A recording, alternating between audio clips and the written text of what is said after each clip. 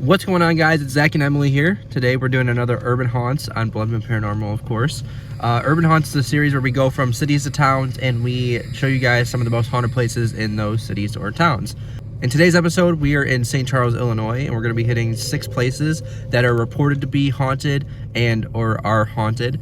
And some of these places, you know, maybe you've investigated and you didn't catch anything. These are just what we've heard and what we've read online. So if you see anything on here and you're like, there's no way that's haunted, that's not haunted at all, sorry, I don't know what to tell you. It's in the video because I've heard these places are haunted. So don't kill me in the comments if it's something that you don't think is haunted. So yeah, without further ado, let's get into the episode.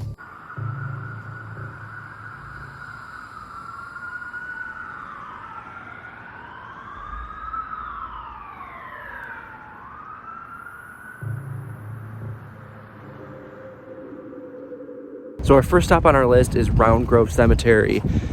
It's right back here. It's in the middle of a subdivision in St. Charles. It used to be the Laughlin burial grounds because it used to be a cemetery for a farm that used to sit right on this land. The Mosley family, I believe it was. And they moved some of the graves to somewhere else, but all they moved was the stones. So the bodies are still in the ground over here. And it's not active anymore, so they're not burying anybody else here. So yeah, we're gonna do a graveyard shift here in a little bit, and that'll be on the channel very soon, so you'll be able to see a graveyard shift here. And yeah, this is Round Grove Cemetery in St. Charles, and we're gonna head to our next stop now. So the next stop on our list, I'm not too sure about it being haunted. I'm not sure at all, and this is the one that I'm worried you guys are gonna kill me in the comments about right now. It's St. Charles East High School. It's pretty big high school from what I'm looking at right now. It was built in 1977. No deaths have occurred here, so I'm going to start off with that. No deaths have occurred here, but I've heard of students and staff both reporting unexplained activity inside the building, so mostly just rumors.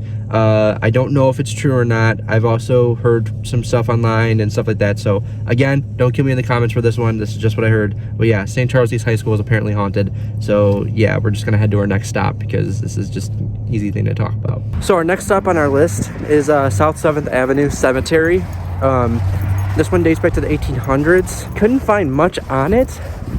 Super small cemetery, couldn't find as much on it, but they've had reports of driving by, seeing strange figures, light anomalies, and when you're walking through it, hearing disembodied voices. And we're gonna do a graveyard shift here as well. So yeah, that'll be on the channel soon. So our next stop, and I'm gonna face it towards you guys so that way you guys can kind of see the house a little bit, is the Dunham Hunt House, which was built in 1841 by a business owner and Civil War vet named Bella Thaxter Hunt. The house was passed along from generation to generation of hunts until the 1980s.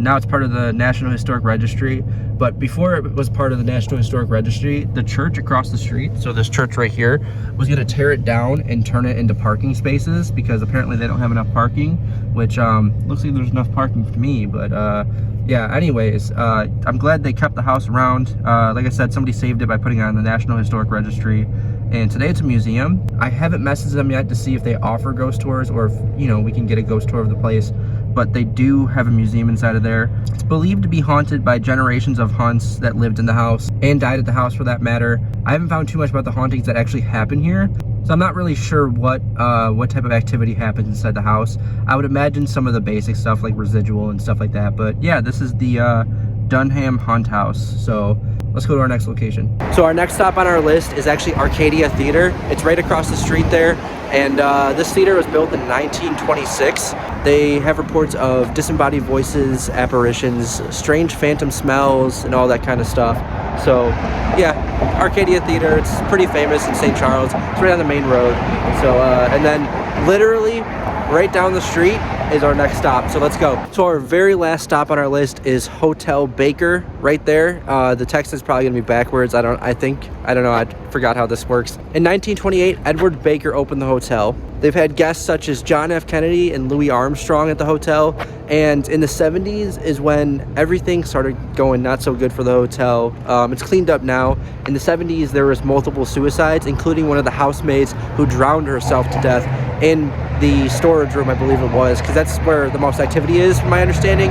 So yeah, Hotel Baker is haunted. I'd say it's the most haunted place in all of St. Charles. So you can spend the night there. I've heard it's a great hotel. They have great amenities and all that. So definitely go check it out at some point. I've heard some people say that it's not haunted. It's hit or miss with haunted places sometimes, so you never know what you're gonna get. But yeah, Hotel Baker. And if you're ever in St. Charles, make sure that you go to Ghoulish Mortals. They got the most insane, awesome horror stuff you'll ever see. Like they're filled with it.